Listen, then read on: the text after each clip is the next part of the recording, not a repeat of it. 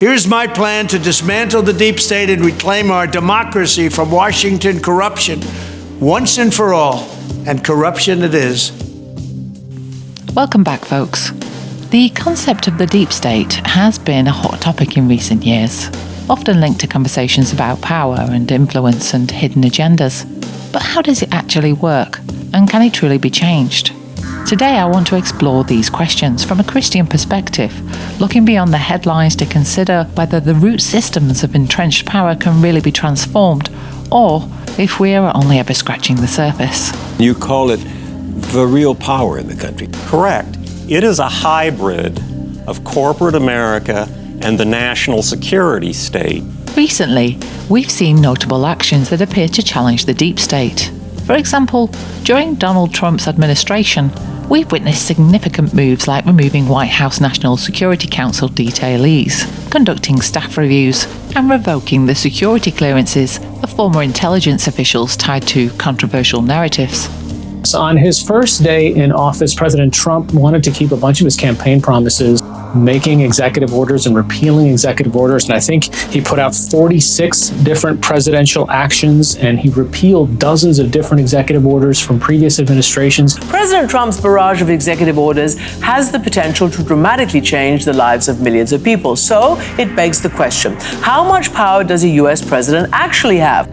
At first glance, these actions seem bold, perhaps even revolutionary. But I think perhaps the real question lies beneath these headlines. How deep does this conflict go? The institutional and logistical structures of power, often referred to as the beast system, are built on entrenched ideologies, practices, and relationships that have been cultivated over decades, if not centuries. Well, it's all the national security functions of the government. It's the Pentagon, it's Homeland Security, it's the State Department. It's also Treasury, because they have a kind of symbiotic relationship with Wall Street. Everyone knows Wall Street and its depredations. Everyone knows how corporate America acts. They're both about the same thing. They're both about money, sucking as much money out of the country as they can, and they're about control. Removing a few individuals or revoking privileges addresses the visible symptoms, but does it get to the roots? From a Christian perspective, this is where the heart of the issue lies. Proverbs reminds us, "Keep your heart with all vigilance, for from it flow the springs of life." True change, whether personal or systematic, requires a transformation at the core. The question we must ask is this: are these actions truly addressing the foundational beliefs and values that sustain these systems? Or are they merely rearranging the deck chairs on the Titanic? Take the analogy of the garden overrun with weeds.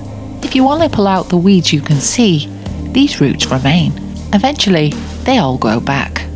Similarly, systems of power like the deep state are deeply intertwined networks of ideologies, institutions, and relationships.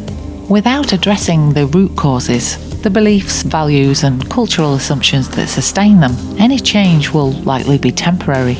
History has shown us the resilience of entrenched systems.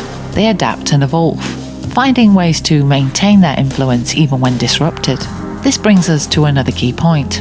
The deep state isn't just about individuals. It's a web of interconnected power structures. To dismantle such a network requires more than political maneuvers. It requires a fundamental rethinking of the cultural and spiritual foundations that uphold it. For Christians, this presents a challenge and an opportunity. If the roots of the issue is spiritual, then the solution must be as well. Scripture teaches us about the power of prayer, faith, and standing firm in truth.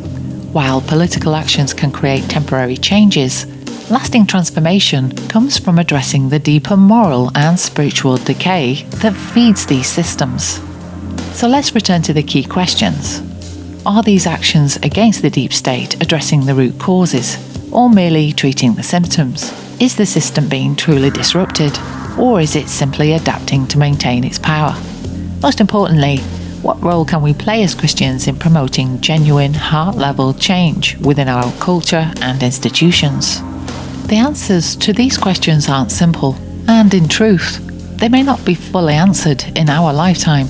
History has a way of revealing the truth, only as the sands of time shift and settle. But in the meantime, there is something we can know with certainty: what we are doing here and now, and the effects our actions have. As Christians, we're called to focus on our own responsibility, to be steadfast in faith, grounded in truth, and active in doing good. We may not have control over the larger systems at play, but we do have influence over our choices, our communities, and the way we live out the gospel.